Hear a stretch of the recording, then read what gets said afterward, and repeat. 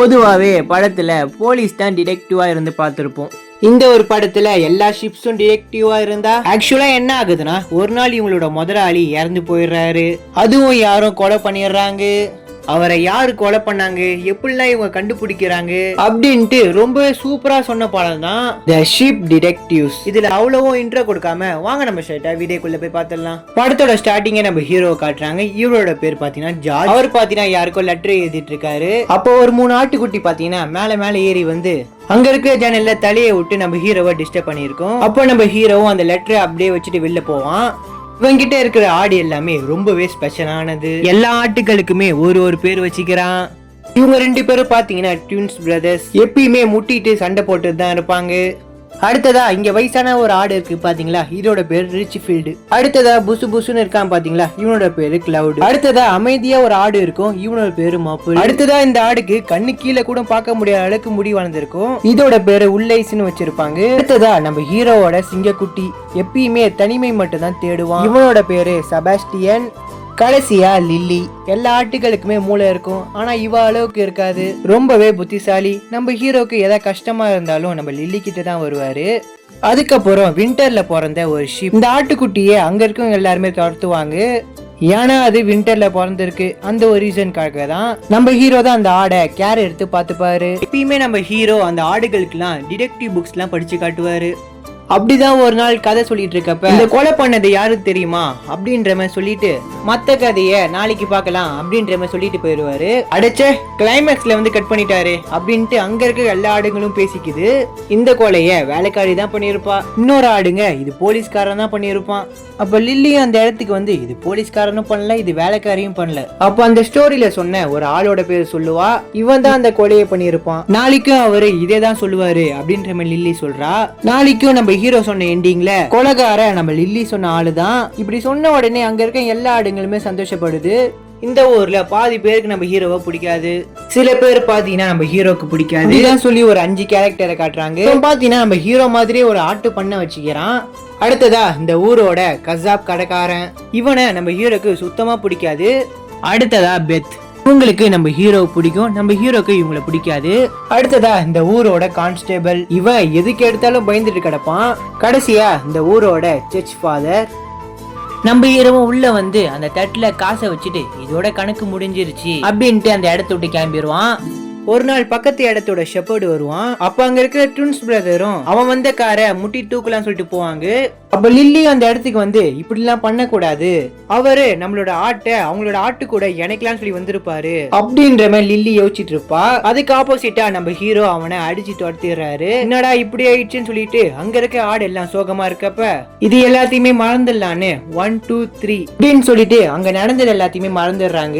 அங்க மோப்பல் இருக்கான் பாத்தீங்களா, அவனால எதுவுமே மறக்க முடியாது. அதுக்கப்புறம் இந்த சைட்ல ஏலியட்ன்ற ஒரு பேர்ல இங்க ஒருத்தன் வருவான். இங்க ஏதோ ஒரு ஃபங்க்ஷன் நடக்க போகுதுன்னு சொல்லி தெரிஞ்சுக்கிட்டு ஒரு நாவல் எழுதி சக்சஸ் ஆகலாம் சொல்லி இங்க வந்திருப்பான். அதுக்கப்புறம் பித்தோட கடையில போஸ்ட்மேன் பாத்தீங்கன்னா போஸ்டர் கொடுப்பாங்க. அப்ப ஜார்ஜோட போஸ்ட் பாத்தீங்கன்னா அங்க இருக்கும். அந்த பித்து பாத்தீங்கன்னா போகும்போது அதை எடுத்திருப்பாங்க.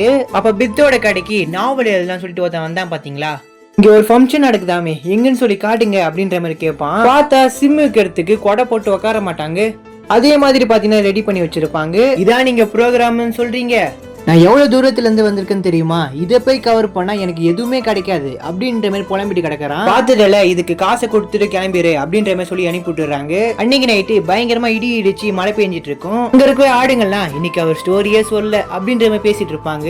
அப்ப ஏலிட்டு இருக்கான் பாத்தீங்களா, அவனோட காரு மரத்துல முட்டி ஆக்சிடென்ட் ஆயிருக்கும். அடுத்த நாள் பாத்தீங்கன்னா லில்லி என்ன பண்ணிட்டு இருக்கேன்னு சொல்லி மோப்பல் கேட்பான்.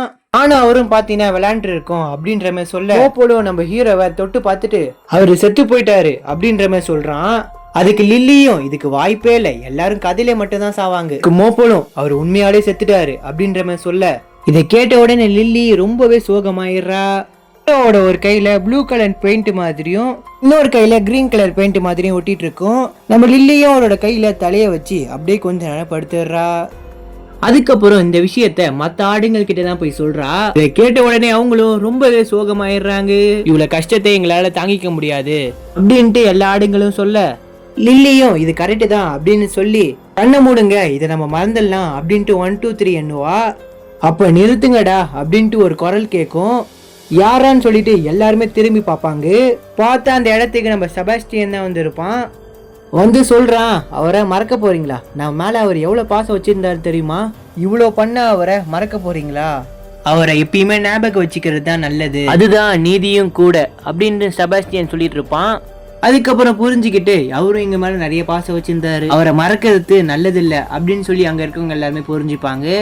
அதுல குறும்பு பண்ற ஒரு ஆடு வந்து, என்னது நம்ம ஜார்ஜை கொண்டாங்களா? அதுக்கு லில்லியும் அவரை யாரும் கொலை பண்ணல, அவருக்கு ஹார்ட் அட்டாக்கு அப்படின்ற மாதிரி சொல்லுவா. நம்ம லில்லியும் யோசிச்சு பார்த்துட்டு அவர் 2 கையிலுமே பெயிண்ட் மாதிரி ஏதோ ஒன்று ஒட்டிட்டு இருந்துச்சு, இது கொலைக்கான வாய்ப்பா இருக்குமா அப்படின்ற மாதிரி நம்ம லில்லி யோசிச்சுட்டு இருப்பா. அப்பன்னு பார்த்து அந்த இடத்துக்கு போலீஸும் வந்து பாக்குது. ஒரு ஆபீசர் இருக்கான் பாத்தீங்களா, இவனுக்கு நாலேஜ்ன்றதே கிடையாது. இந்த கேஸை ஹார்ட் அட்டாக்னு சொல்லி இழுத்து முடியலான்னு சொல்லி பார்ப்பான்.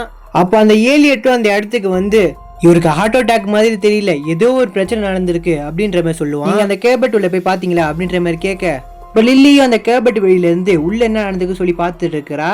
அப்போதான் அந்த போலீஸும் உள்ள வந்து பாக்குறாங்க. பார்த்தா அங்க இருக்கிற சேரு கீழே விழுந்திருக்கு.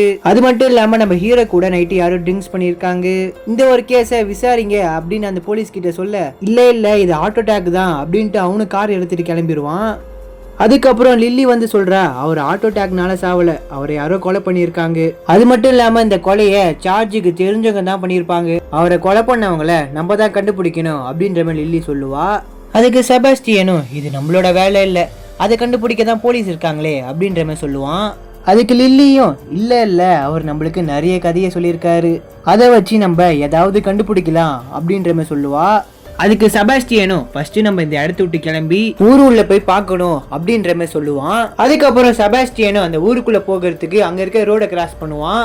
நம்ம லில்லியும் நம்ம மோபனும் பாத்தீங்கன்னா அதை பார்த்துட்டு இருப்பாங்க. அவங்க 2 பேரும் ஒரு வாட்டி கூட இந்த இடத்த விட்டு போனதே கிடையாது.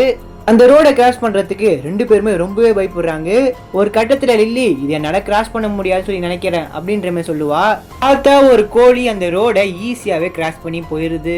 கோழியே போகுது, நம்மளுக்கு என்ன ஆக போகுதுன்னு சொல்லி நினைச்சுக்கிட்டு 2 பேருமே தைரியத்தை வளர்த்துக்கிட்டு 2 பேருமே ஒன்னா கிராஸ் பண்ணி அந்த சைடு வந்துடுறாங்க. இந்த உடனே நம்ம சாதிச்சிட்டோம் அப்படின்ட்டு 2 பேருமே சிரிச்சுட்டு கிடக்குறாங்க. அதுக்கப்புறம் அந்த 3 பேருமே அங்க இருக்க காடை கிராஸ் பண்ணி அந்த ஊருக்குள்ள வந்துடுறாங்க. அப்ப இந்த ஊருக்குள்ள ஒரு மீட்டிங் பாத்தீங்கன்னா போட்டிருக்காங்க.